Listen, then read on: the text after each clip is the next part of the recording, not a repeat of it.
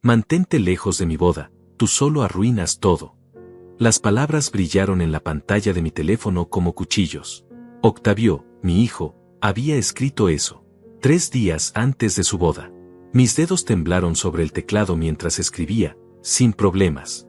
Luego marqué un número que tenía guardado desde hacía años. La llamada duró exactamente 4 minutos. Al día siguiente, mi celular tenía 114 llamadas perdidas. Pero déjame contarte cómo llegué hasta aquí, porque nada en esta historia es lo que parece. Son las 5:30 de la mañana. Como todos los días desde que murió Elena, me levanto antes del amanecer. El café ya está preparado desde la noche anterior, solo necesito calentar la olla de aluminio que compré hace 30 años en el mercado de San Miguel. El mismo ritual de siempre, 2 cucharadas de azúcar, un chorrito de leche tibia, remover lentamente mientras escucho el noticiero en la radio antigua que Elena me regaló para mi cumpleaños número 40. La casa está silenciosa. Demasiado silenciosa para alguien que crió 3 hijos entre estas paredes. Octavio, el mayor, ahora tiene 35 años y maneja una empresa de construcción. Dice que le va bien, pero nunca me cuenta detalles. Tatiana vive en Houston con su esposo americano, me llama cada domingo a las 6 en punto, siempre pregunta si necesito algo, pero su voz suena distante, como si cumpliera una obligación. Y está Dolores, la menor, que se casó con un contador y vive a 20 minutos de aquí, pero la veo menos que a un extraño. Me siento en la mecedora de la terraza con mi taza humeante. Desde aquí puedo ver la oficina mecánica que cerré hace 5 años. Las persianas están oxidadas, la pintura se descascara, pero aún se puede leer García e Hijos en letras descoloridas. Ironías de la vida, nunca hubo un hijo que quisiera seguir mis pasos. Trabajé 42 años reparando motores. 42 años levantándome a las 5 para abrir el taller a las 7. Mis manos conocían cada sonido que hace un motor enfermo, cada vibración que significa problemas. Llegué a reparar más de 3,000 autos. Cada dólar que gané se invirtió en esta casa, en los estudios de mis hijos, en las vacaciones que Elena soñaba. Ahora esas mismas manos que una vez sostuvieron llaves inglesas y destornilladores, sostienen una taza de café mientras veo pasar los pocos autos que transitan por esta calle tranquila a las 6 de la mañana. La rutina es sagrada. Después del café, camino hasta la esquina para comprar el periódico. Don Lázaro, el vendedor, siempre me tiene apartado el ejemplar. 73 años tiene el hombre, 3 menos que yo, pero sigue trabajando. Para no oxidarme, dice con su sonrisa desdentada. Compramos el café juntos en el puesto de la esquina y comentamos las noticias. Política, deportes, el clima. Conversaciones simples entre 2 hombres que han visto demasiado. Regreso a casa y leo cada página del periódico. Elena solía burlarse de mí por eso. Romario, lees hasta los anuncios clasificados, me decía mientras preparaba el almuerzo. Tenía razón. Leo todo porque el silencio de esta casa se vuelve insoportable si no mantengo la mente ocupada. A las 10 llega Lourdes, la muchacha que me ayuda con la limpieza 2 veces por semana. Tiene 28 años, madre soltera, trabaja en 4 casas para mantener a su hijo. Es la única persona que entra regularmente a mi casa, la única que me pregunta cómo dormí, si comí bien, si necesito que me traiga algo del mercado. Conversamos mientras ella limpia. Me cuenta de su hijo, de sus planes, de sus preocupaciones. Yo le doy consejos que no me pide, pero que escucha con respeto. Los hijos de uno, en cambio, son otra historia. Octavio apareció hace 2 meses, un martes por la tarde. No había venido en 6 meses. Llegó en una camioneta nueva, plateada, de esas que cuestan más de $50,000. Se veía próspero, elegante, pero había algo en sus ojos que no me gustó. Una frialdad que no reconocía. Papá, necesitamos hablar, dijo sin siquiera saludarme apropiadamente. Se sentó en el sofá de la sala, el mismo sofá donde solía hacer las tareas cuando era niño. Luciana, su novia, lo acompañaba. Una mujer rubia, delgada, con una sonrisa perfecta que no llegaba a sus ojos. Se había arreglado las uñas, llevaba un vestido que probablemente costaba más que la pensión mensual de un trabajador promedio. Papá, Luciana y yo nos vamos a casar, anunció Octavio como quien comunica un cambio en el clima. Debería haber sido un momento de alegría. Un padre recibiendo la noticia de que su hijo mayor ha encontrado el amor. Pero no sentí alegría. Sentí una punzada extraña en el estómago, como cuando el motor de un auto hace un ruido que no debería hacer. Me alegro por ustedes, mentí. Luciana sonrió, pero sus ojos estudiaban la casa, los muebles, las fotografías en las paredes. Era una mirada evaluadora, como la de alguien que calcula el valor de las cosas. La boda será el próximo mes, continuó Octavio. Queremos algo íntimo, solo familia cercana. Por supuesto que estaré ahí, respondí, pero ya presentía que algo no encajaba. Se fueron una hora después. Octavio me dio un abrazo mecánico, sin sentimiento. Luciana me estrechó la mano con dedos fríos como el metal en invierno. Esa noche no pude dormir. Había algo en la visita que me molestaba, pero no lograba identificar qué era exactamente. Tal vez el hecho de que Octavio no me preguntara cómo estaba, o que no mencionara a su madre ni una sola vez durante toda la conversación. Tal vez la forma en que Luciana miraba mi casa como si fuera un objeto en una vitrina. Los días siguientes fueron iguales a todos los demás. Café a las 5:30, periódico con don Lázaro, radio hasta el mediodía. Pero la sensación extraña no se iba. Era como tener una astilla clavada en algún lugar donde no puedes alcanzarla para sacarla. Entonces llegó el mensaje. Esa astilla clavada en mi pecho tenía nombre, la ausencia de Elena. 43 años de matrimonio no se borran con 5 años de viudez. Cada mañana, por un segundo, todavía espero escuchar su voz desde la cocina llamándome para el desayuno. Cada noche, mi mano busca la suya en la cama vacía. Elena murió un martes de abril. Cáncer de páncreas. 4 meses desde el diagnóstico hasta que se fue. 4 meses viendo cómo la mujer más fuerte que conocí se desvanecía como humo. Los últimos días, cuando ya no podía levantarse, me tomaba la mano y me decía, Romario, cuida a los niños. No importa lo que pase, ellos siempre serán nuestros niños. ¡Qué ironía! Los niños de Elena ya no me necesitan. O al menos, eso es lo que creen. Pero había un tiempo en que sí me necesitaban. Cuando Octavio tenía 8 años y se rompió el brazo cayendo de su bicicleta, fui yo quien lo cargó hasta el hospital corriendo 6 cuadras porque no teníamos auto. Cuando Tatiana tenía 15 años y llegó llorando porque el muchacho que le gustaba la había rechazado, fui yo quien se sentó con ella en esta misma terraza hasta las 3 de la mañana, escuchándola desahogarse. Cuando Dolores necesitó $2,000 para la entrada de su primera casa, fui yo quien vendió las herramientas de trabajo más caras de mi taller para conseguir el dinero. En esos tiempos, García e Hijos no era solo un nombre en una pared descascarada. Era una promesa. Yo trabajaba 14 horas diarias para que mis hijos tuvieran lo que yo nunca tuve, educación, oportunidades, un futuro mejor que el mío. Ahorré cada centavo durante 30 años. Guardaba el dinero en una caja fuerte que tengo escondida detrás del ropero del cuarto principal. Elena se burlaba de mí, Romario, los bancos existen por algo. Pero yo no confiaba en los bancos. Había visto demasiadas crisis, demasiadas familias que perdieron todo de la noche a la mañana porque confiaron en instituciones que no conocían sus nombres. Cuando Elena enfermó, gasté $24,000 en tratamientos. $24,000 que saqué de esa caja fuerte sin pestañear, porque no hay precio para la vida de la mujer que amas. Al final no sirvió de nada, pero lo volvería a hacer. Los niños nunca supieron de dónde salía el dinero para sus gastos. Octavio estudió administración de empresas en una universidad privada que costaba $8,000 anuales. Tatiana se fue a estudiar inglés a Estados Unidos por 6 meses, otros $5,000. Dolores quería ser diseñadora gráfica y necesitaba una computadora especial que costaba $3,000. Nunca les dije que no. Nunca les expliqué que cada dólar que gastaba en ellos era $1 menos en comida, en ropa para mí, en arreglos para la casa.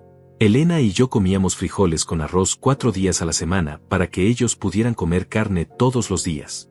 Después del funeral de Elena, las visitas se volvieron menos frecuentes. Octavio venía una vez al mes, siempre con prisa.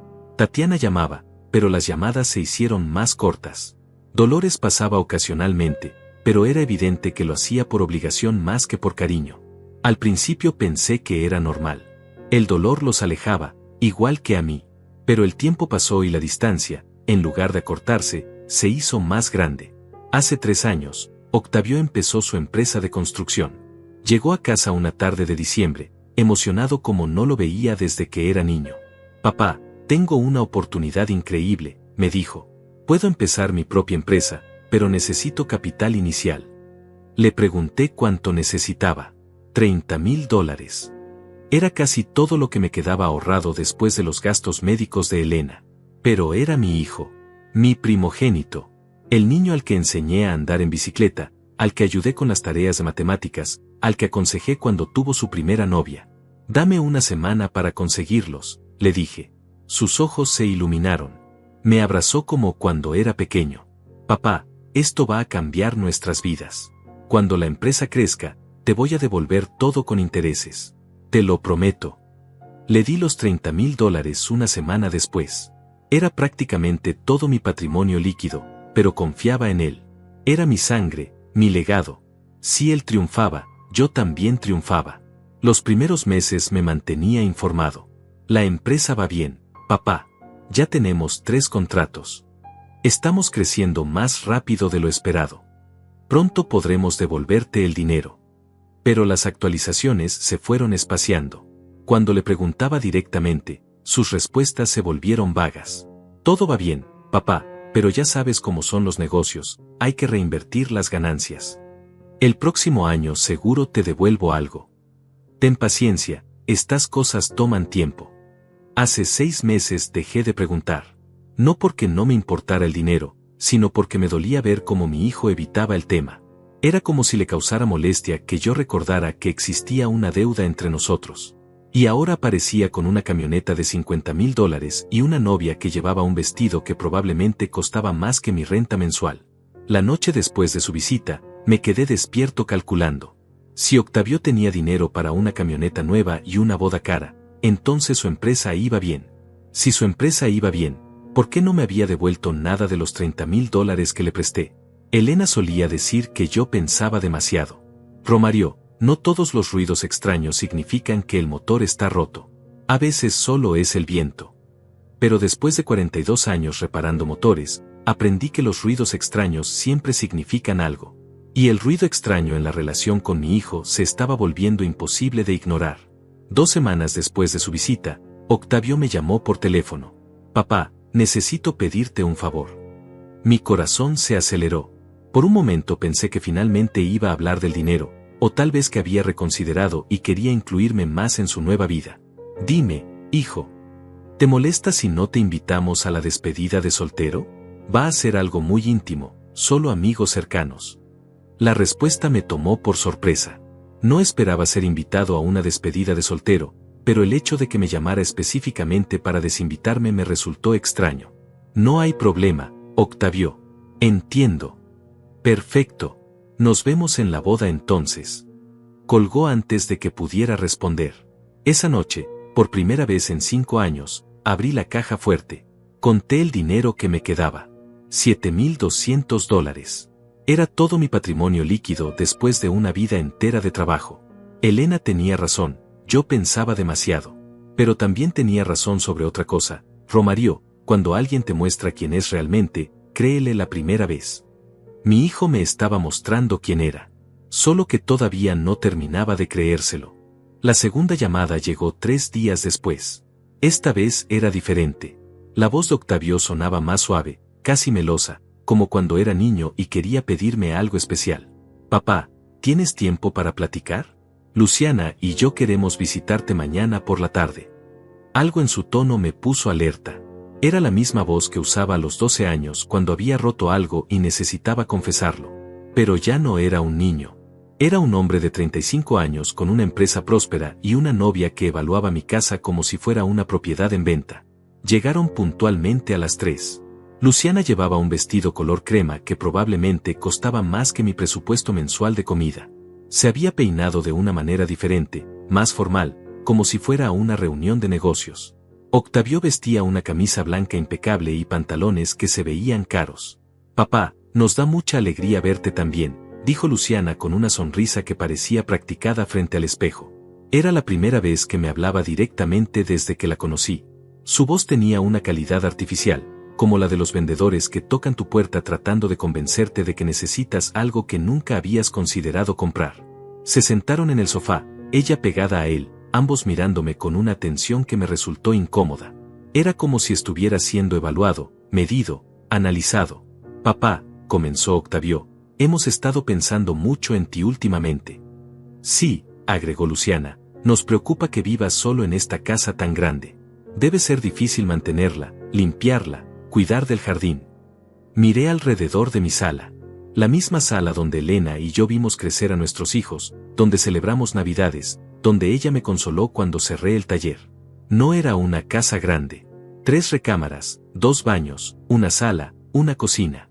Era perfecta para una familia, tal vez demasiado espaciosa para un viudo de 76 años. Me las arreglo bien, respondí. Pero papá, continuó Octavio, ya no tienes la edad para estar cargando muebles, subiendo escaleras, arreglando cosas. Y si te pasa algo, estarías completamente solo. Luciana asintió con expresión preocupada. Es que nos da mucho miedo pensar que puedas tener una emergencia y no haya nadie cerca para ayudarte. Era cierto que la casa requería mantenimiento. El techo tenía algunas goteras que había reparado con parches temporales. La tubería del baño principal hacía ruidos extraños. El jardín era más grande de lo que podía manejar solo. Pero nada de eso era urgente, y ciertamente nada que justificara la súbita preocupación de mi hijo. ¿Qué proponen?, pregunté, aunque algo me decía que ya conocía la respuesta. Octavio se inclinó hacia adelante, adoptando una postura que reconocí de sus días de estudiante cuando trataba de convencerme de que le aumentara su mesada. Hemos visto un apartamento perfecto para ti. Está en un complejo para personas de la tercera edad, tiene seguridad las 24 horas, servicio de limpieza incluido, y está cerca de un hospital excelente. Incluso tiene un jardín comunitario donde podrías plantar tus tomates, añadió Luciana con entusiasmo fingido. La imagen me resultó deprimente. Yo, que había construido mi propia casa con mis propias manos, que había plantado cada árbol del jardín, que conocía cada crujido de cada tabla del piso, ahora debería conformarme con un pedacito de jardín comunitario donde plantar tomates bajo supervisión. No estoy interesado, dije simplemente. Sus sonrisas se tensaron levemente, pero mantuvieron la fachada. Papá, dijo Octavio con tono paciente, solo queremos que lo consideres. No tienes que decidir ahora mismo. Es que queremos asegurarnos de que estés seguro y cómodo, agregó Luciana. Y piensa en lo práctico que sería. No más preocupaciones por el mantenimiento, no más cuentas de luz y gas exageradas, no más responsabilidades de una casa tan grande. Había algo en la manera en que decía responsabilidades que me molestó. Como si ser dueño de mi propia casa fuera una carga de la que necesitaba ser liberado. Además, continuó Octavio, podrías vender esta casa y con ese dinero vivir cómodamente el resto de tu vida sin preocupaciones financieras. Ahí estaba. La verdadera razón de la visita se asomaba entre las palabras cuidadosamente elegidas. Querían que vendiera la casa. Esta casa no está en venta, dije con firmeza. Por supuesto que no, papá. No estamos diciendo que la vendas. Solo estamos sugiriendo que consideres si realmente la necesitas. Luciana se acercó más al borde del sofá. Romario, perdóname si soy directa, pero Octavio me ha contado lo mucho que trabajaste para darles a tus hijos una buena vida. ¿No crees que ya es hora de que te des a ti mismo una buena vida? Era hábil. Muy hábil. Usaba mi propio sacrificio como argumento para convencerme de que merecía algo mejor. Pero lo que ella llamaba algo mejor sonaba sospechosamente como algo más conveniente para ellos. Mi buena vida está aquí, respondí. Octavio suspiró, como si estuviera tratando con un niño terco. Papá, solo queremos lo mejor para ti. Y francamente, nos preocupa tu salud mental. Vivir solo, sin compañía, rodeado de recuerdos, no puede ser saludable. Mi salud mental. Sí, papá. Elena murió hace 5 años.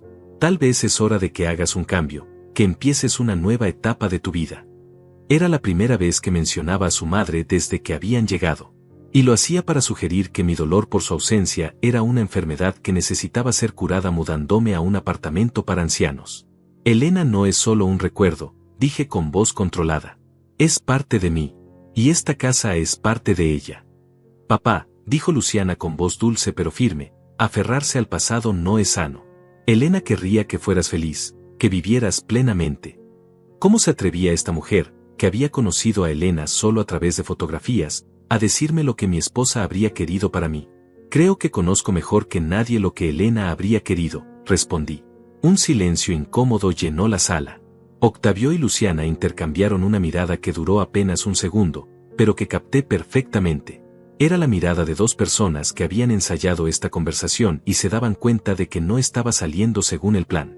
Está bien, papá, dijo Octavio finalmente. No queremos presionarte. Solo queremos que sepas que estamos aquí para apoyarte en lo que necesites. Se levantaron para irse. En la puerta, Octavio me dio otro de sus abrazos mecánicos. Piénsalo, ¿sí? No tiene que ser inmediato, pero al menos considera la posibilidad. Y si cambias de opinión, añadió Luciana, nosotros te ayudamos con todo el proceso. La mudanza, los trámites, todo. Después de que se fueron, me quedé sentado en mi mecedora de la terraza, observando las persianas oxidadas de mi antiguo taller. García e hijos. Un sueño que nunca se materializó, pero que al menos había sido mi sueño. Esa noche, por segunda vez en la semana, no pude dormir. Pero esta vez no era por nostalgia o tristeza.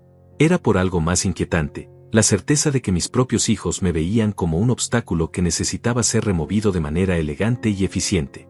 La astilla que tenía clavada en el pecho se estaba convirtiendo en algo más grande y más doloroso. La tercera visita llegó sin previo aviso. Un sábado por la mañana, mientras regaba los tomates del jardín trasero, escuché el sonido familiar de la camioneta plateada de Octavio estacionándose frente a mi casa. Esta vez venía acompañado no solo de Luciana, sino también de Dolores y su esposo Jaime. Era extraño ver a mis dos hijos juntos. Dolores casi nunca visitaba cuando Octavio estaba presente. Decía que la hacía sentir como si fuera una niña pequeña. Pero ahí estaba, con una expresión seria que no le había visto desde el funeral de su madre. «Papá, necesitamos hablar contigo», dijo Octavio sin saludar siquiera. «Todos nosotros», añadió Dolores, evitando mi mirada. Se acomodaron en la sala como si fuera una reunión formal. Octavio y Luciana en el sofá principal, Dolores y Jaime en las sillas del comedor que habían traído hasta la sala. Yo me senté en mi sillón habitual, el mismo donde Elena solía acomodarse a tejer mientras veíamos las noticias de la noche. «Papá», comenzó Dolores con voz temblorosa, «estamos muy preocupados por ti». Era obvio que habían planeado esto. Dolores nunca había sido buena actriz, y su nerviosismo la delataba. Mantenía las manos entrelazadas sobre su regazo y hablaba como si estuviera recitando líneas memorizadas.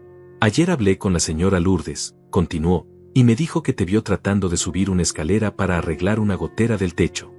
Era cierto. La gotera se había empeorado con las últimas lluvias, y yo había intentado poner un parche temporal. Lourdes me había regañado por subirme a la escalera solo, pero era mi casa y mi responsabilidad arreglarla. «Es peligroso, papá», intervino Jaime. «A tu edad, una caída puede ser mortal». Jaime era contador. Hablaba siempre en términos de riesgo y probabilidades. Para él, todo en la vida se reducía a números y estadísticas. Probablemente había calculado exactamente qué tan probable era que me rompiera el cuello subiendo una escalera a los 76 años. «Además», añadió Octavio, «el vecino de al lado me contó que el mes pasado te quedaste sin luz por 3 días porque se te olvidó pagar la cuenta». Eso también era cierto, pero no por olvido. Había sido un problema con el banco que se resolvió en cuanto llamé. Pero claro, era más fácil interpretarlo como un signo de deterioro mental que como un simple error administrativo. «Papá», dijo Luciana con su voz más dulce, «todos envejecemos. No es nada de lo que avergonzarse, pero es importante reconocer cuando necesitamos ayuda. Y nosotros queremos ayudarte», agregó Dolores rápidamente, como si quisiera compensar el tono condescendiente de Luciana. Octavio se inclinó hacia adelante, adoptando la postura de quien está a punto de hacer una oferta que no se puede rechazar. «Papá, hemos tomado una decisión. Vamos a conseguirte una enfermera que venga a cuidarte durante el día». La palabra enfermera me golpeó como un puñetazo. Yo no estaba enfermo. Tenía algunos achaques normales de la edad, pero mi mente estaba perfectamente clara y mi cuerpo, aunque ya no era el de un joven, todavía me respondía. «No necesito una enfermera», dije firmemente. «Por supuesto que sí, papá», insistió Dolores. «Alguien que se asegure de que tomes tus medicamentos, que cocine para ti, que esté pendiente por si tienes alguna emergencia. Ya tengo a Lourdes que me ayuda con la limpieza». «Lourdes viene 2 veces por semana y solo por 3 horas», dijo Octavio. «Necesita supervisión constante». ¿Supervisión? ¿Cuándo había dejado de ser un padre respetado para convertirme en alguien que necesitaba supervisión? «Y hemos encontrado a la persona perfecta», continuó Luciana con entusiasmo fingido. «Se llama Tatiana, tiene mucha experiencia cuidando personas mayores, y está disponible de inmediato».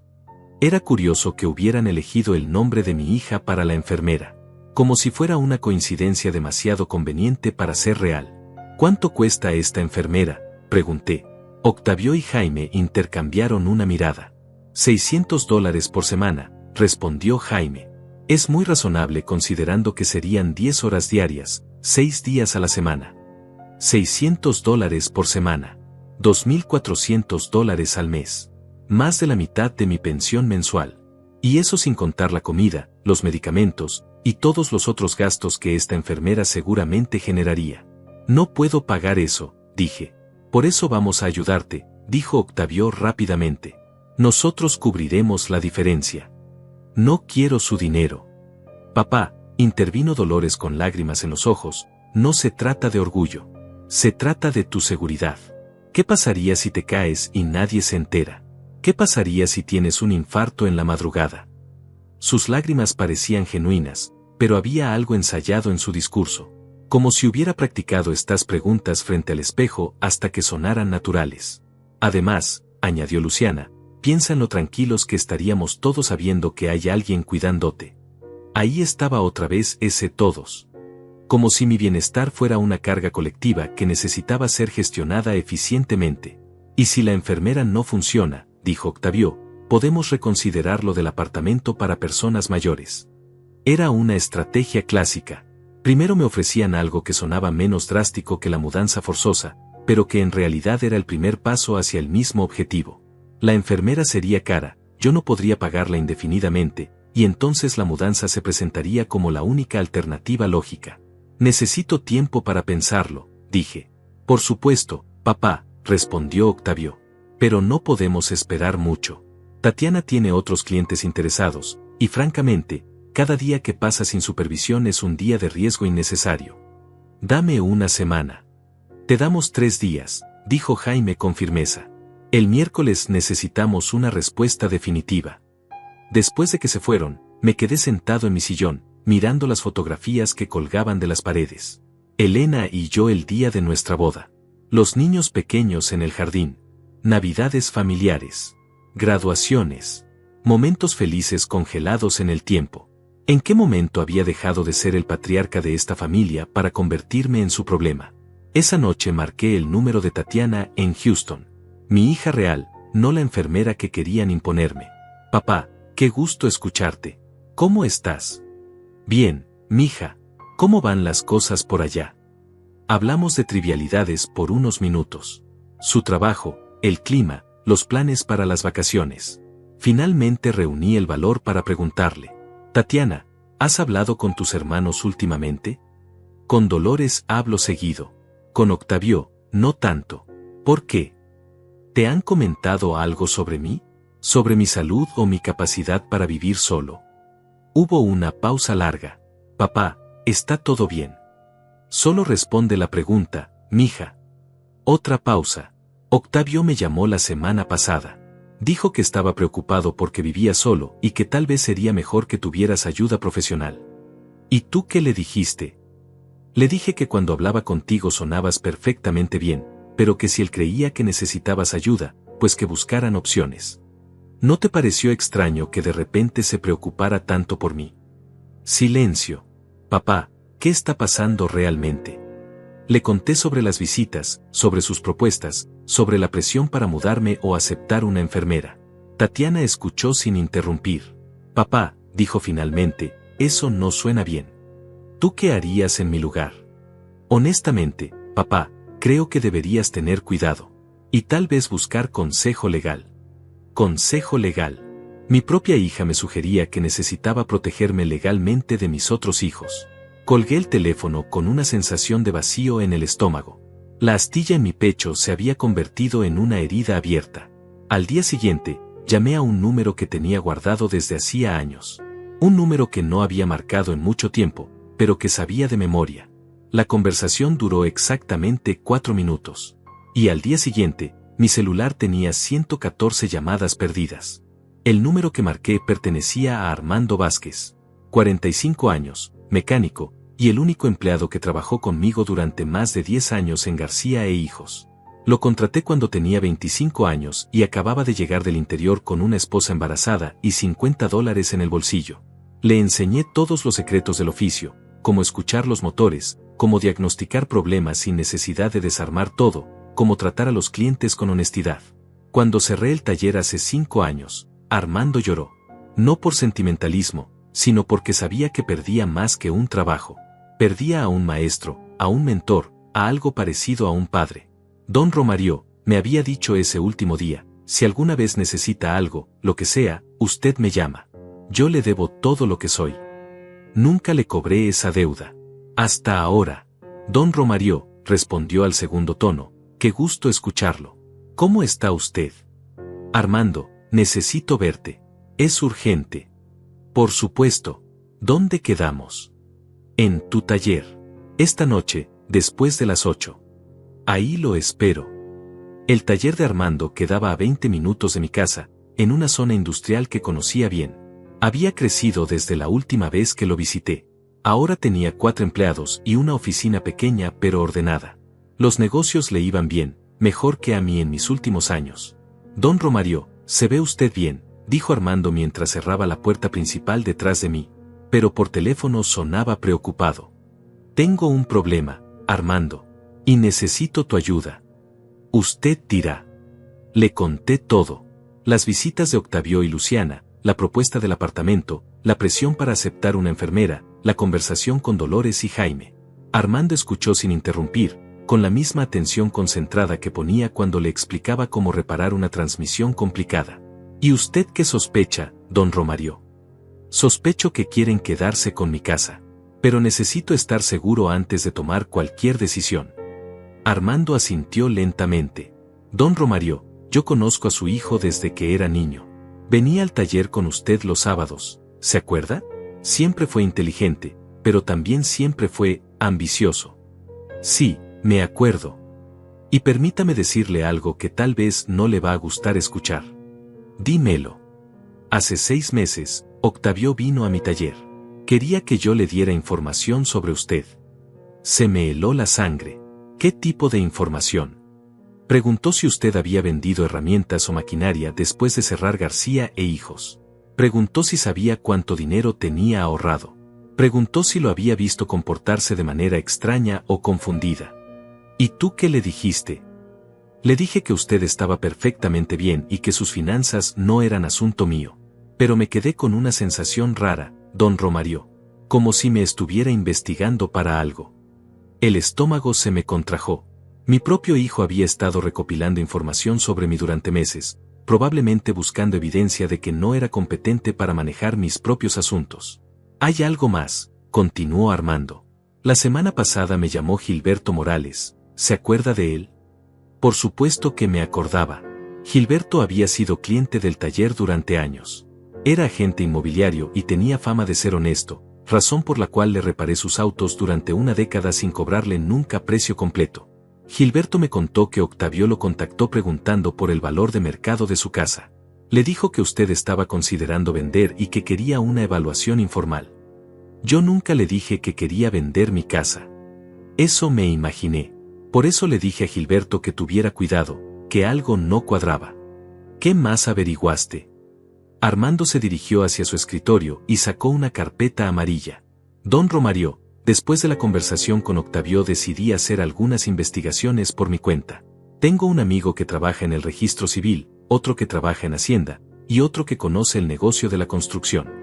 Abrió la carpeta y extendió varios papeles sobre el escritorio. La empresa de Octavio no está tan bien como él dice. ¿Qué quieres decir? Tiene deudas por más de $80,000. 2 proyectos importantes se cancelaron el año pasado. Y hay una demanda pendiente de un cliente que dice que la construcción de su casa tiene defectos estructurales. Las cifras me golpearon como un martillo. $80,000 de deuda. Con razón no me había devuelto los $30,000 que le presté. Pero eso no es lo peor, continuó Armando. Según mi contacto en Hacienda, Octavio debe impuestos atrasados por $15,000. Y si no los paga en los próximos 2 meses, pueden embargarle los bienes. ¿Incluyendo su casa? Incluyendo su casa. Y la boda, añadí, comprendiendo súbitamente, ¿cuánto cuesta una boda? Luciana es de familia acomodada. Según lo que he escuchado, quiere una ceremonia en el club más caro de la ciudad. Fácilmente $20,000, tal vez más. Los números bailaban en mi cabeza. 80.000 de deuda, 15.000 de impuestos, 20.000 de boda. Octavio necesitaba por lo menos $115.000 para salir de sus problemas y mantener su estilo de vida. ¿Cuánto vale mi casa, Armando? Según Gilberto, entre 120 y $140.000. Exactamente lo suficiente para resolver todos los problemas financieros de mi hijo. Pero hay algo más, don Romario. Algo que me preocupa mucho más. Armando sacó otro papel de la carpeta. Mi amigo del registro civil me mostró esto. Es una consulta que hicieron sobre usted hace 3 semanas. ¿Qué tipo de consulta? Preguntaron sobre los procedimientos para declarar a una persona mentalmente incompetente. ¿Qué documentos se necesitan? ¿Qué tipo de evaluaciones médicas se requieren? ¿Cuánto tiempo toma el proceso? Se me nubló la vista. Mis propios hijos no solo querían quedarse con mi casa. Querían declararme mentalmente incompetente para poder hacerlo legalmente. ¿Quién hizo la consulta? La hizo un abogado llamado Lázaro Mendoza. Es el cuñado de Jaime. Jaime, el contador, el esposo de Dolores, el hombre de los números y las probabilidades. Por supuesto que él habría pensado en los aspectos legales del plan. Don Romario, dijo Armando con voz grave, esto no es solo sobre dinero. Están planeando quitarle todo, su casa, su autonomía, su dignidad. Lo van a internar en algún lugar donde puedan controlar cada aspecto de su vida. Me senté pesadamente en una silla. Todo encajaba. La enfermera que costaría $600 por semana era parte del plan para demostrar que no podía cuidarme solo. El apartamento para personas mayores era el lugar donde me tendrían controlado mientras procesaban la venta de mi casa. Y la boda era el premio que Octavio recibiría por ejecutar el plan exitosamente. ¿Qué puedo hacer?, pregunté. Primero, necesitamos más evidencia. Evidencia sólida que demuestre sus intenciones. ¿Cómo? Armando sonrió por primera vez esa noche. Don Romario, usted me enseñó que para reparar un motor, primero hay que entender cómo funciona. Y yo he pasado 6 meses entendiendo cómo funciona esta máquina que armaron contra usted. Te escucho. Mañana usted va a llamar a Octavio. Le va a decir que ha reconsiderado y que está dispuesto a aceptar la enfermera. Cuando vengan a su casa, usted va a tener esto puesto. Armando sacó un dispositivo pequeño de su bolsillo. Era una grabadora digital, del tamaño de una moneda. Va a grabar toda la conversación. Y yo voy a estar escondido en su jardín trasero, grabando también con mi teléfono. Y después, don Romario, vamos a usar sus propias palabras para destruir su plan. Por primera vez en semanas, sentí que podía respirar profundamente. La astilla en mi pecho comenzaba a transformarse en algo diferente. Algo más parecido a la determinación. La llamada a Octavio la hice el miércoles por la mañana, exactamente como Armando me había aconsejado. Dejé que mi voz sonara cansada, derrotada, como la de un hombre que finalmente acepta lo inevitable. Hijo, he estado pensando en lo que me dijeron. Tienen razón. Ya no tengo la edad para vivir solo. Papá, me alegra mucho escuchar eso, respondió Octavio, y pude percibir el alivio en su voz. Es la decisión correcta. ¿Cuándo puede empezar la enfermera? Tatiana puede empezar mañana mismo.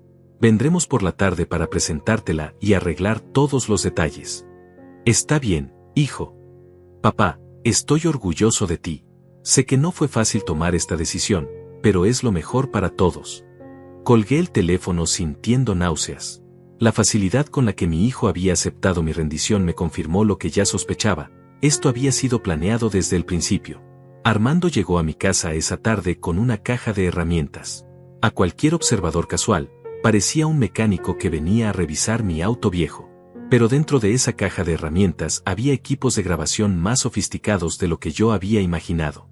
Don Romario, tengo un amigo que se dedica a la seguridad privada. Me prestó esto, dijo mientras instalaba una cámara minúscula detrás del marco de una fotografía en la sala. Va a grabar video y audio con calidad perfecta. También instaló micrófonos en lugares estratégicos, uno debajo de la mesa de centro, otro pegado debajo de mi sillón.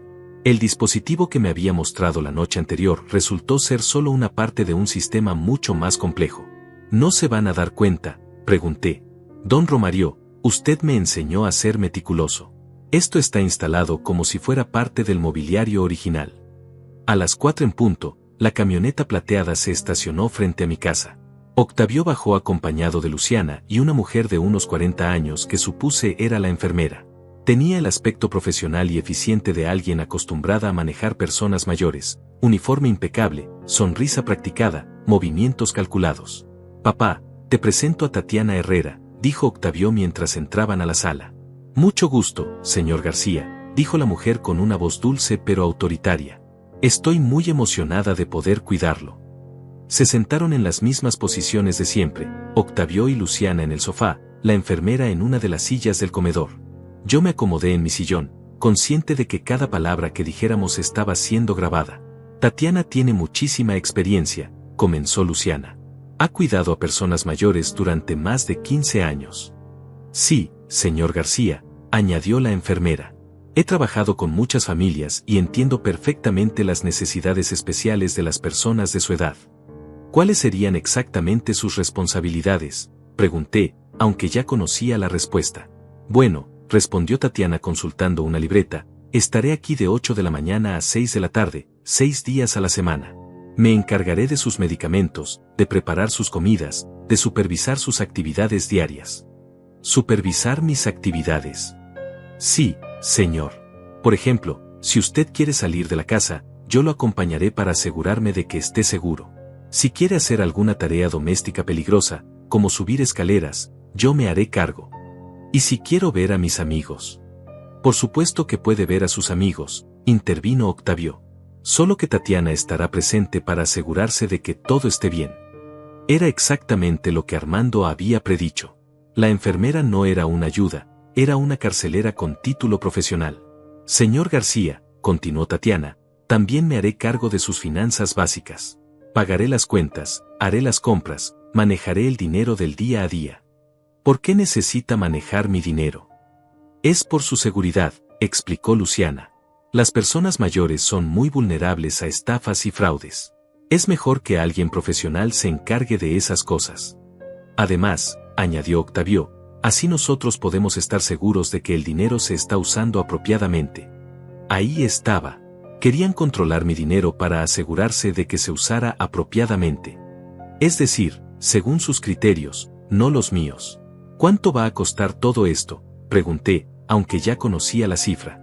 $600 por semana, respondió Octavio. «Más los gastos de comida y medicamentos que Tatiana maneje».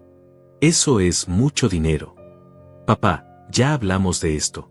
Nosotros te vamos a ayudar con los gastos». «¿Por cuánto tiempo?». Octavio y Luciana intercambiaron una mirada. «Bueno, papá, eso depende de cómo evolucione tu situación». «¿Qué quieres decir con eso?». «Don Romario», intervino Tatiana con su sonrisa profesional, «yo voy a evaluar su condición diariamente. Si noto algún deterioro en sus capacidades mentales o físicas, tendré que reportarlo a la familia». «¿Reportar qué exactamente?». «Cualquier signo de confusión, olvidos frecuentes, comportamiento errático. Es parte de mi trabajo profesional mantener informada a la familia sobre su estado. Y si esos reportes indican que necesita un nivel de cuidado más intensivo», añadió Luciana, «tendremos que considerar opciones más apropiadas. Como el apartamento del que les hablamos», completó Octavio. El plan estaba perfectamente claro ahora. La enfermera documentaría cualquier comportamiento que pudiera interpretarse como deterioro mental. Esos reportes se usarían como evidencia para declararme incompetente. Y una vez que fuera declarado incompetente, podrían hacer lo que quisieran con mi casa y mi dinero. «Hay una cosa más», dijo Octavio sacando unos papeles de su portafolio. «Necesitamos que firmes algunos documentos». «¿Qué tipo de documentos?». «Son poderes legales», explicó Luciana, «para que podamos tomar decisiones médicas y financieras en caso de emergencia». «¿Qué tipo de decisiones?». «Bueno, si tienes un accidente o una crisis médica y no puedes comunicarte claramente, alguien tiene que poder autorizar tratamientos, pagar cuentas, ese tipo de cosas». Tomé los papeles y los revisé. Estaban escritos en lenguaje legal complicado, pero la esencia era simple: le daba a Octavio control total sobre mis decisiones médicas y financieras. Una vez firmados, él podría internarme en cualquier institución, vender mi propiedad, y disponer de mi dinero como considerara conveniente. «Necesito tiempo para leer esto con cuidado», dije. «Papá, son documentos estándar», insistió Octavio. Todas las familias responsables tienen este tipo de papeles firmados. Aún así, quiero revisarlos. Señor García, intervino Tatiana, entiendo su cautela, pero estos documentos son realmente por su propio bien. Si algo le pasa y no están firmados, su familia no podrá ayudarlo eficientemente. ¿Y qué pasa si no quiero firmarlos? Un silencio incómodo llenó la sala. Octavio se aclaró la garganta. Papá, francamente, si no confías en nosotros lo suficiente para firmar estos papeles, tal vez deberíamos reconsiderar todo el arreglo. ¿Qué quieres decir? Quiero decir que si no puedes ser colaborativo con las medidas que estamos tomando para cuidarte, tal vez no estés realmente listo para aceptar ayuda. Era una amenaza verla y disimulada. Firma los papeles o perdemos el interés en cuidarte. Por supuesto, yo sabía que perder su interés significaría que buscarían otra manera de conseguir lo que querían. Está bien, dije finalmente. Los firmaré. Excelente, dijo Octavio con una sonrisa que no llegaba a sus ojos. Firmé los documentos con mano temblorosa, no por nerviosismo, sino por la rabia que me hervía por dentro. Cada firma era una traición a la confianza que había depositado en mis hijos durante toda mi vida. Perfecto, dijo Luciana recogiendo los papeles. Ahora Tatiana puede empezar mañana mismo. Una cosa más, añadió Octavio. Tatiana va a necesitar una llave de la casa. Por supuesto, respondí, y fui a buscar la llave de repuesto que Elena siempre mantenía en el cajón de la cocina. Cuando se fueron, me quedé sentado en mi sillón, mirando el lugar donde habían estado. Habían llegado como hijos preocupados y se habían ido como dueños de mi vida. Pero ellos no sabían que cada palabra, cada gesto, cada amenaza velada había sido grabada con calidad profesional. Armando salió de su escondite en el jardín trasero media hora después. ¿Lo captaste todo?, le pregunté. Cada palabra, don Romario. Video y audio perfecto. Es suficiente. Armando sonrió con una expresión que no le había visto desde los días del taller, cuando lograba reparar un motor que otros mecánicos habían dado por perdido. Don Romario, con esto podemos destruir su plan por completo. Pero primero necesitamos una cosa más. ¿Qué? Necesitamos que mañana actúe como el padre confundido y vulnerable que ellos esperan que sea. Solo por un día más. La astilla en mi pecho ya no dolía. Se había transformado en algo más duro y más afilado. Se había transformado en justicia. Tatiana llegó puntualmente a las 8 de la mañana del jueves. Llevaba una maleta pequeña con sus pertenencias profesionales y una sonrisa que había practicado con cientos de familias anteriores. Yo la recibí en bata y pantuflas, interpretando el papel del anciano confundido que necesitaba supervisión constante. Buenos días, señor García. ¿Cómo durmió? Bien, bien, respondí con voz vacilante. Aunque no recuerdo si tomé mis pastillas anoche. Sus ojos se iluminaron. Era exactamente el tipo de olvido que necesitaba documentar. No se preocupe, señor García. De ahora en adelante yo me haré cargo de sus medicamentos. Se dirigió directamente a la cocina y comenzó a organizar mis pastillas en un pastillero semanal. Cada movimiento era eficiente, profesional, pero también posesivo, como si ya fuera dueña del lugar. ¿Desayunó ya? No, usualmente desayuno como a las 9. A partir de ahora desayunaremos a las 8:30. Es mejor para su digestivo mantener horarios regulares. Primer cambio. Ya no era usted decide, sino nosotros haremos. La transformación de mi casa en una institución había comenzado. Mientras ella preparaba el desayuno, yo fingí tener dificultades para recordar dónde había puesto el periódico. La vi tomar notas en una libreta pequeña. Señor García, ¿siempre lee el periódico por las mañanas? Sí, desde hace muchos años. Tal vez sería mejor que viéramos las noticias en televisión. La letra del periódico es muy pequeña y puede causarle fatiga visual. Pero me gusta leer el periódico. Entiendo, señor García, pero debemos pensar en lo que es mejor para su salud. Segundo cambio. Mis preferencias personales se habían vuelto problemas de salud que necesitaban ser corregidos. A las 10 llegó Lourdes para su día habitual de limpieza. Tatiana la interceptó en la puerta. Disculpe, ¿usted es? Soy Lourdes, vengo a limpiar la casa del señor Romario 2 veces por semana. Ah, sí. La familia me comentó de usted. Pero ya no va a ser necesario que venga. Yo me haré cargo de la limpieza a partir de ahora. Pero el señor Romario está de acuerdo. Por supuesto. Es parte de mi servicio integral. Lourdes me miró con preocupación. Sabía que algo no estaba bien, pero no entendía qué exactamente. Lourdes, le dije con voz débil, tal vez es mejor así. Ya no tengo que preocuparme por coordinar horarios. Pero señor Romario. Está decidido, intervino Tatiana con firmeza. Demasiadas personas entrando y saliendo de la casa pueden confundir a los pacientes de la tercera edad. ¿Pacientes? Ya no era ni siquiera señor García. Ahora era un paciente. Lourdes se fue visiblemente molesta. Era la única persona ajena a la familia que venía regularmente a mi casa, la única que podría haber notado cambios extraños en mi rutina. Por supuesto que tenían que deshacerse de ella. A las 11, Tatiana decidió que era hora de revisar mis finanzas. Señor García, necesito ver sus estados de cuenta bancarios para poder manejar sus gastos apropiadamente. Están en el escritorio del cuarto principal. ¿Podría mostrármelos?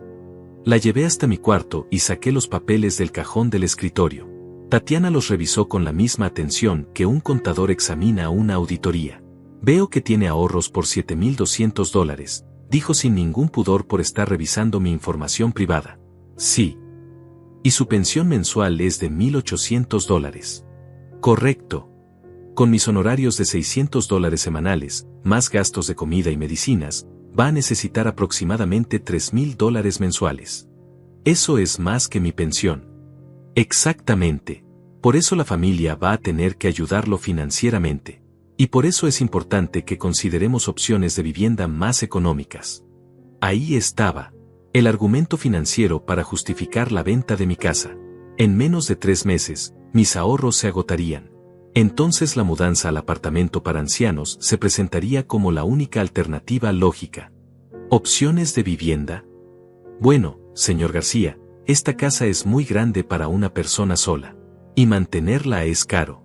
Si usted se mudara a un lugar más pequeño y manejable, podría usar el dinero de la venta para pagar su cuidado durante muchos años. ¿La familia está de acuerdo con eso? La familia solo quiere lo mejor para usted. Y lo mejor es garantizar que tenga cuidado profesional el resto de su vida.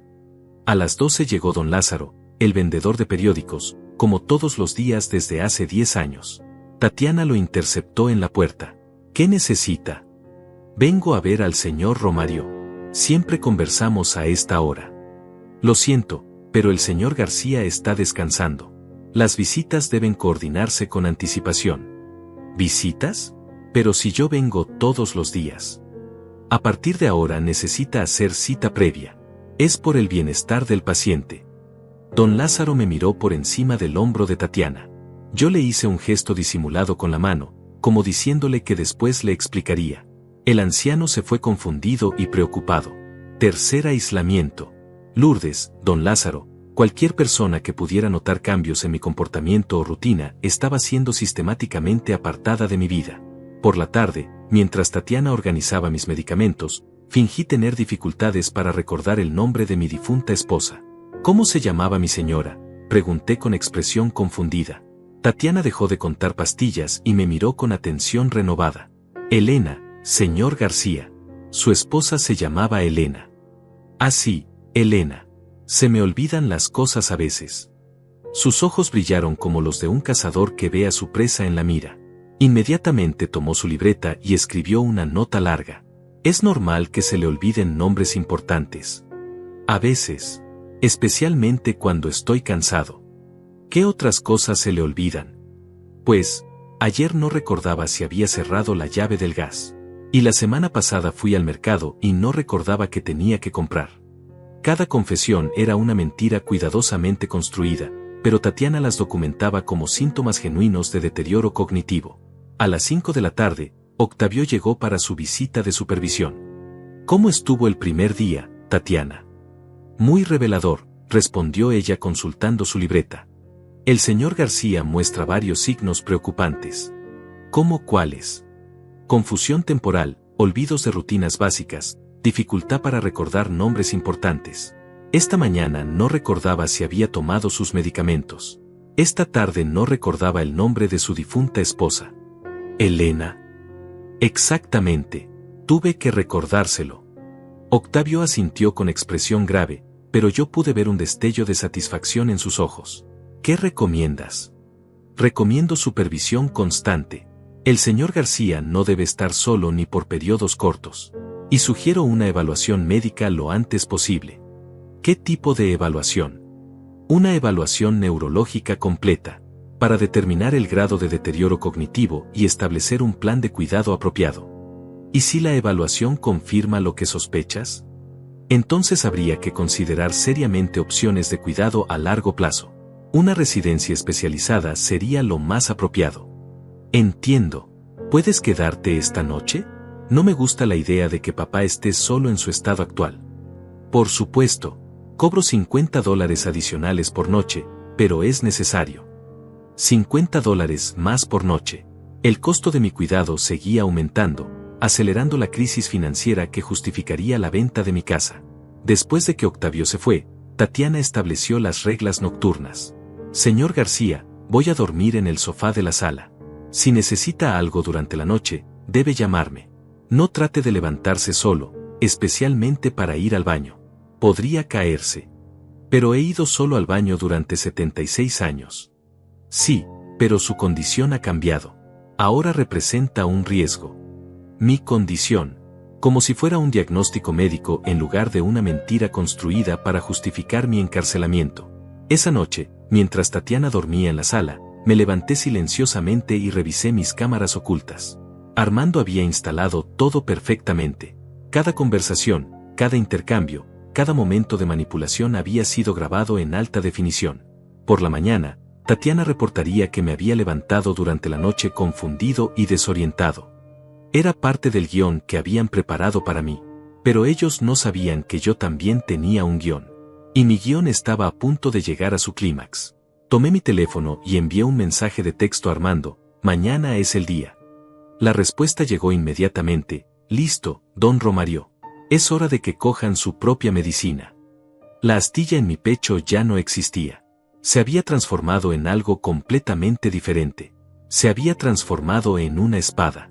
El viernes por la mañana, Tatiana preparó el desayuno mientras hacía una llamada telefónica que no pensó que yo pudiera escuchar desde mi cuarto.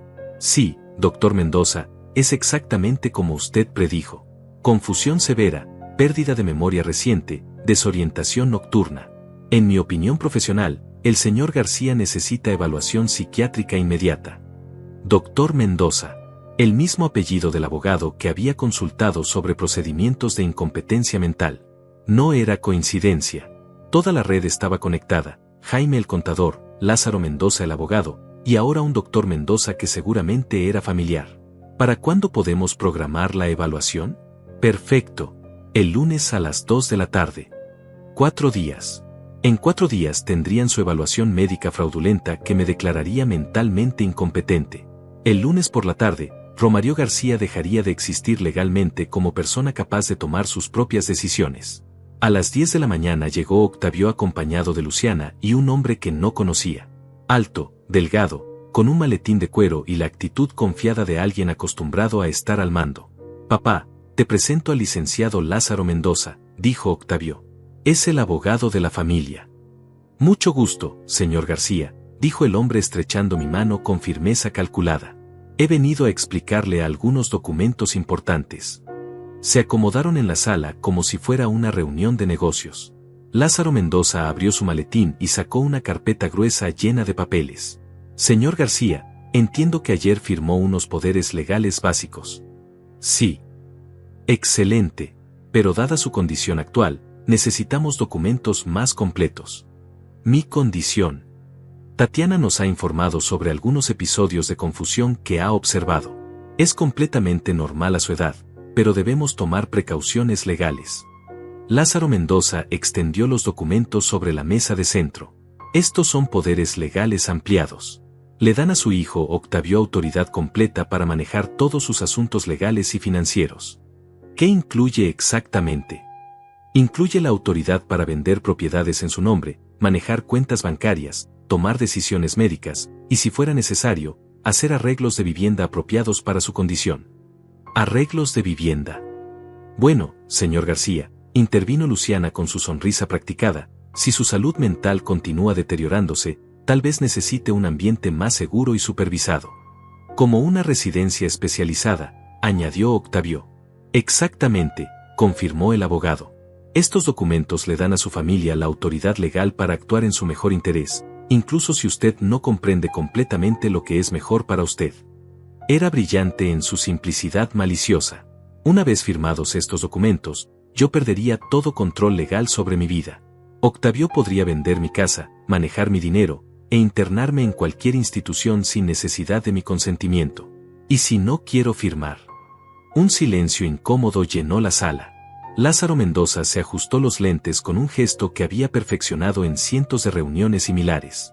Señor García, comprendo su reticencia. Pero francamente, dada la evaluación profesional de Tatiana y considerando los episodios de confusión que hemos documentado, si usted no firma voluntariamente, podríamos vernos obligados a iniciar procedimientos legales de incompetencia. ¿Qué significa eso? Significa, continuó el abogado con tono profesional pero amenazante, que un juez tendría que decidir si usted es mentalmente capaz de manejar sus propios asuntos.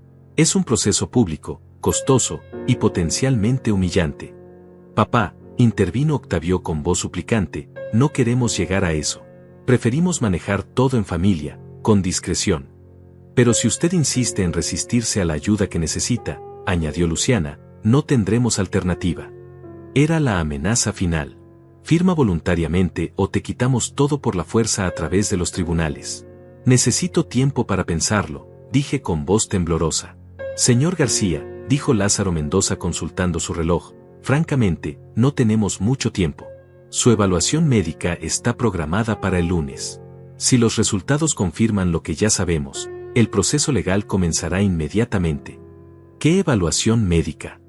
Una evaluación neurológica completa, explicó Tatiana, para determinar el grado de su deterioro cognitivo. ¿Y si me niego a la evaluación? Papá, dijo Octavio con paciencia fingida, la evaluación es por tu propio bien. Y francamente, negarte solo confirmaría nuestras sospechas sobre tu estado mental. Era una trampa perfecta. Si me sometía a la evaluación fraudulenta, me declararían incompetente. Si me negaba, usarían mi negativa como evidencia de incompetencia. Está bien, dije finalmente. Firmaré los documentos. Excelente decisión, señor García, dijo el abogado con satisfacción apenas disimulada. Firmé cada página con mano temblorosa, no por miedo, sino por la rabia que me consumía por dentro. Cada firma era una traición documentada, cada rúbrica era evidencia de su conspiración. Perfecto, dijo Lázaro Mendoza guardando los documentos. Ahora su familia puede actuar oficialmente en su mejor interés. Hay una cosa más, añadió Octavio. Papá, hemos estado viendo algunas opciones de residencias especializadas. Ya. Solo como precaución, dijo Luciana rápidamente, para estar preparados después de la evaluación del lunes. Octavio sacó algunos folletos coloridos de su portafolio. Esta es Villa Esperanza. Es una residencia muy bonita, con jardines, actividades recreativas, cuidado médico las 24 horas. Miré los folletos. Fotografías de ancianos sonrientes jugando cartas, paseando por jardines perfectamente mantenidos, recibiendo atención de enfermeras jóvenes y alegres. Era la versión comercial del infierno. ¿Cuánto cuesta? $4,000 mensuales, respondió Jaime, que había permanecido callado hasta ese momento. Pero con la venta de tu casa, tendría suficiente dinero para pagar varios años por adelantado. ¿La venta de mi casa? Papá, dijo Octavio con tono paciente, esta casa es demasiado grande y costosa de mantener. Y francamente, con tu condición actual, vivir solo aquí es peligroso. ¿Y dónde viviría mientras decido? Podrías quedarte con nosotros temporalmente, ofreció Luciana con entusiasmo falso. Solo hasta que Villa Esperanza tenga un espacio disponible. Por supuesto, me tendrían en su casa, bajo su control total, mientras procesaban la venta de mi propiedad. Una vez vendida la casa, ya no habría manera de revertir el proceso. ¿Cuándo sería la mudanza? La semana que viene, respondió Octavio. Después de la evaluación médica del lunes. ¿Tan pronto? Papá, mientras más rápido hagamos la transición, mejor será para todos. Especialmente para ti. Lázaro Mendoza cerró su maletín con satisfacción. Señor García, ha tomado la decisión correcta. Su familia se hará cargo de todo a partir de ahora. Después de que se fueron, me quedé sentado en mi sillón, rodeado por el silencio de mi propia casa. En una semana, nada de esto me pertenecería. Mi hogar, mis recuerdos, mi autonomía, todo habría desaparecido. Pero ellos habían cometido un error fatal. Habían subestimado a un mecánico viejo que había pasado 42 años reparando máquinas complicadas. Y habían olvidado que antes de reparar una máquina, hay que entender perfectamente cómo funciona. Yo ahora entendía perfectamente cómo funcionaba su máquina. Y estaba a punto de desmantelarla pieza por pieza. Tomé mi teléfono y marqué el número de Armando. ¿Está listo?, pregunté. Más que listo, don Romario. Tengo todo preparado. ¿Cuándo? Mañana sábado por la mañana. A las 10 en punto. ¿Está seguro de que va a funcionar? Don Romario, usted me enseñó que cuando una máquina está mal construida, se destruye sola. Solo hay que aplicar la presión correcta en el lugar correcto. ¿Y cuál es el lugar correcto? Su propia arrogancia, don Romario. Su propia arrogancia. Colgué el teléfono sintiendo algo que no había sentido en meses. Por primera vez desde que Elena murió, tenía ganas de sonreír. La espada en mi pecho estaba perfectamente afilada. Y mañana la usaría. El sábado por la mañana, a las 10 en punto, sonó el timbre de mi casa. Tatiana abrió la puerta y se encontró con dos hombres de traje que mostraron identificaciones oficiales. Somos del Ministerio Público. Venimos a hablar con el señor Romario García. ¿Sobre qué asunto?, preguntó Tatiana con nerviosismo. Sobre una denuncia por fraude y conspiración. Yo salí de mi cuarto caminando erguido, sin la postura encorvada que había fingido durante días. Tatiana me miró confundida. Señor García, ¿se siente mejor? Me siento perfecto, Tatiana. De hecho, nunca me he sentido más lúcido. Los investigadores entraron y se presentaron. Uno de ellos era amigo de Armando. El otro era un fiscal especializado en fraudes contra personas mayores. Señor García, hemos recibido evidencia de que existe una conspiración para declararlo mentalmente incompetente y apropiarse de sus bienes. Tatiana palideció. Eso es ridículo. Este señor tiene serios problemas de memoria y confusión mental. ¿En serio?, dijo el fiscal. ¿Podría explicarnos entonces cómo un hombre con serios problemas mentales logró instalar un sistema de grabación profesional en su propia casa? Saqué el control remoto que Armando me había dado y encendí la televisión. En la pantalla aparecieron las grabaciones de los últimos días. Octavio y Luciana planeando apropiarse de mi casa, Lázaro Mendoza amenazándome con procedimientos legales fraudulentos, Tatiana reportando síntomas inventados. También tenemos esto, dijo el otro investigador mostrando una carpeta. Registros financieros que demuestran que el señor Octavio García debe $80,000 y está al borde de la bancarrota. Y esto, añadió el fiscal, un reporte de que el doctor Mendoza, quien iba a evaluarlo el lunes, perdió su licencia médica hace 2 años por falsificar diagnósticos. Tatiana se dejó caer en una silla. Usted puede elegir, le dijo el fiscal, cooperar con la investigación y testificar contra sus cómplices, o ser procesada como parte de la conspiración. Yo solo necesitaba el trabajo, murmuró. Entonces empiece a hablar. En las siguientes 2 horas, Tatiana confesó todo.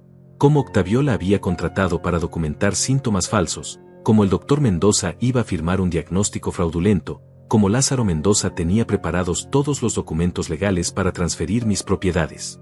A las 12 del mediodía, llegaron 3 patrullas a la casa de Octavio. Armando me llamó para contarme. Don Romario, tenía que ver esto. Cuando llegaron los policías, Octavio estaba cargando cajas en su camioneta. Trataba de huir. Y Luciana, tratando de quemar documentos en el jardín trasero. ¿Los arrestaron? A todos. Octavio, Luciana, Jaime, el abogado. Incluso encontraron que el doctor Mendoza estaba cobrando $5,000 por el diagnóstico falso. Esa tarde, Dolores llegó a mi casa llorando. Papá, yo no sabía. Octavio me dijo que estabas realmente enfermo, que necesitabas ayuda. ¿De verdad no sabías, mija?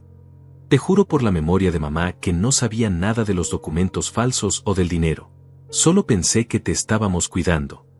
La miré a los ojos. Elena siempre decía que Dolores era incapaz de mentir. Sus lágrimas parecían genuinas. Te creo, le dije. ¿Me perdonas? Ya te perdoné. Los juicios comenzaron 3 meses después. Octavio fue sentenciado a 5 años de prisión por fraude y conspiración. Luciana recibió 3 años. Jaime, 2 años de libertad condicional por complicidad. Lázaro Mendoza perdió su licencia y fue sentenciado a 4 años. El falso doctor Mendoza recibió 6 años. Recuperé todos mis documentos y mi dinero. Incluso los $30,000 que le había prestado a Octavio fueron embargados de sus cuentas antes de que pudiera gastarlos. 6 meses después, me mudé a una casa más pequeña en el campo, a 1 hora de la ciudad. Tiene un jardín grande donde cultivo tomates y maíz. Tengo 2 perros que me hacen compañía. Lourdes viene a visitarme los fines de semana con su hijo. Don Lázaro me trae el periódico todas las mañanas. Armando viene a almorzar conmigo los domingos y me cuenta cómo va su negocio. Dolores me visita cada 15 días con sus hijos. Hemos reconstruido nuestra relación lentamente, con paciencia. Tatiana, en mi pueblo, me llama ocasionalmente desde Houston. Dice que le da vergüenza lo que pasó, pero que se alegra de que haya salido bien. De Octavio no he sabido nada. Está cumpliendo su condena en una prisión estatal. No he ido a visitarlo. Tal vez algún día lo haga, cuando pueda mirarlo sin sentir dolor. Cada mañana me levanto a las 5:30, preparo mi café, y me siento en la terraza de mi nueva casa. El aire es más limpio aquí, el silencio es más cómodo. A veces pienso en Elena y le hablo como si estuviera sentada a mi lado. Le cuento sobre mi nueva vida, sobre los tomates que crecen en el jardín, sobre los nietos que la extrañan. Elena, le digo, nuestros hijos querían enterrarme, pero se olvidaron de algo importante. El viento mueve las hojas de los árboles como si fuera su respuesta. Se olvidaron de que yo soy raíz. Si conoces a alguien que está pasando por algo así, comparte esta historia. Y si fuiste tú quien vivió esto, ahora es tu momento de levantar la cabeza. Nunca es demasiado tarde para reclamar tu dignidad. Los que intentan aprovecharse de nuestra edad se olvidan de que la experiencia no es debilidad. Es sabiduría convertida en fuerza. Y la fuerza de las raíces siempre es más profunda de lo que parece en la superficie.